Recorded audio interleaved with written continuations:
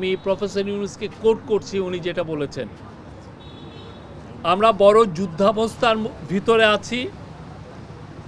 আওয়ামী লীগের কার্যক্রম নিষিদ্ধ হওয়ার পরে ডিস্টাবিলাইজ করার জন্য যত রকমভাবে পারে চেষ্টা করছে। এটা থেকে আমাদের রক্ষা করতে হবে। তারা কিছুতেই মেনে নিতে পারছে না। বিভাজন থেকে আমাদের উদ্ধার পেতে হবে, ঐক্যমত থাকতে হবে। আত্মমর্যাদাপূর্ণ জাতি হিসেবে আমরা যতটুকু দাঁড়াতে পেরেছি এটা যেন সামনের দিকে যায়। সবাই একসঙ্গে বসাতে উনি বলছেন যে আমি মনে সাহস পেলাম।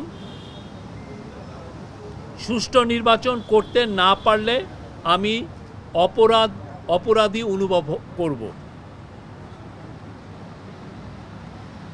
আর তারপরে বলেছেন যে মহাসুযোগ পেয়েছি অভ্যুত্থানের কারণে।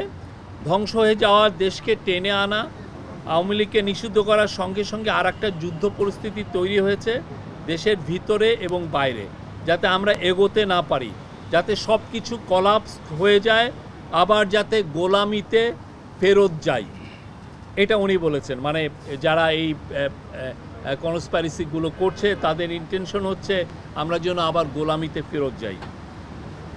আমি যতদিন আছি দেশের কোনো অনিষ্ট হবে এমন কোনো কাজ হবে না, নিশ্চিত থাকেন। আমি যতদিন আছি দেশের কোনো অনিষ্ট হবে এমন কোনো কাজ আমাকে দিয়ে হবে না, নিশ্চিত থাকেন। Thank you. এই ছিল।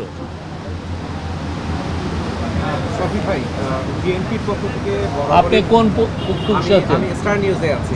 আচ্ছা বলেন, আপনার নাম কি? আমার নাম মাহাদি হাসান। আচ্ছা বলেন। বিএনপির পক্ষ থেকে বরাবরই কালকে বিএনপি নিয়ে কথা বলেছে, আজকে অন্য পার্টির অন্য পার্টির ইস্যুতে বারবার নির্বাচন প্রসঙ্গটা আসছে, এবং যেটা আপনি বলেন এবং প্রধান উপদেষ্টা বারবার বলা হচ্ছে যে জুনের মধ্যেই নির্বাচনটা অনুষ্ঠিত হবে। কিন্তু বিএনপি বা অন্যান্য কিছু দল, কালকে যে দলগুলো যে দলগুলো কথা বলেছে, তার একটা শিডিউলের কথা জানতে চাচ্ছি। উনি একটা ডেডলাইন দিয়েছেন এবং আমি কালকেও বলেছি, আজকেও বলছি, বারবার বলছি, উনি এক কথার মানুষ। উনি বারবার বলেছেন যে জুন 30-এর পরে ইলেকশন যাবে না। আপনাকে ওনাকে ট্রাস্ট করতে হবে।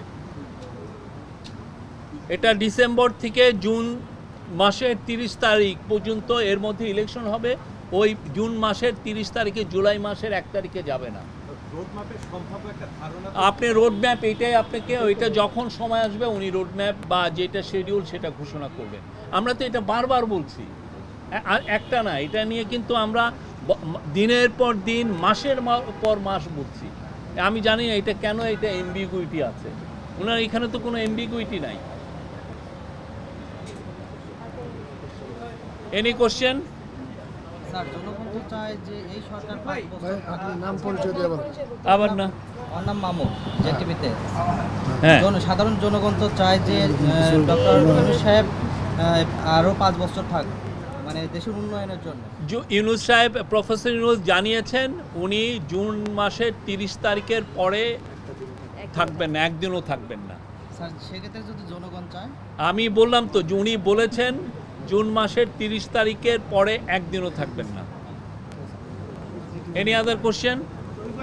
হ্যাঁ, আজকে রাজনৈতিক ব্যক্তিত্বরা এসেছিলেন, তারা বলছিলেন যে প্রশাসনের প্রতি কনফিডেন্ট পাচ্ছে না সরকার, যে কারণে তারা নির্বাচনের ব্যাপারে দ্বিধাগ্রস্ত ছিলেন বা এই ইস্যুগুলো এসেছে সুনির্দিষ্ট তারিখ ঘোষণা করতে পারছে না। মানে কোন জায়গাগুলোতে মনে হচ্ছে যে এখন বা কাদের কারণে এই ডিস্টেবিলাইজেশন, প্রশাসনের উপরে সরকারের নিয়ন্ত্রণ নেই বা বোঝাপড়ায় ঘাটতি? আমাদের গভর্নমেন্টের তো 3টা ব্রড কাজ আমরা বলেছি।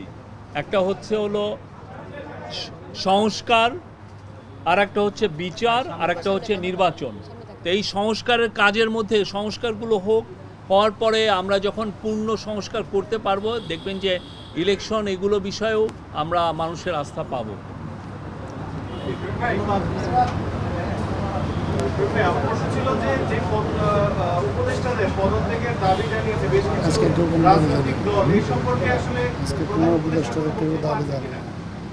আজকে আমি আমার জানা মতে কেউ যে কোনো উপদেষ্টার পদত্যাগ চেয়েছেন আমরা এটা শুনি নাই।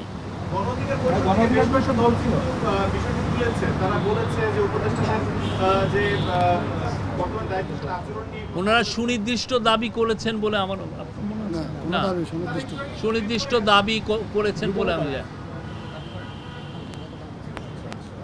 কেউ কেউ রিশাফলের কথা বলেছেন, বাট পদত্যাগের কথা আমি শুনি নাই, সরি। আজকে আপনি জানেন দ্বিতীয় দিনের মতো পলিটিক্যাল পার্টি লিডারদের সাথে আমাদের চিফ অ্যাডভাইজার প্রফেসর মোহাম্মদ ইউনুসের মিটিং হয়।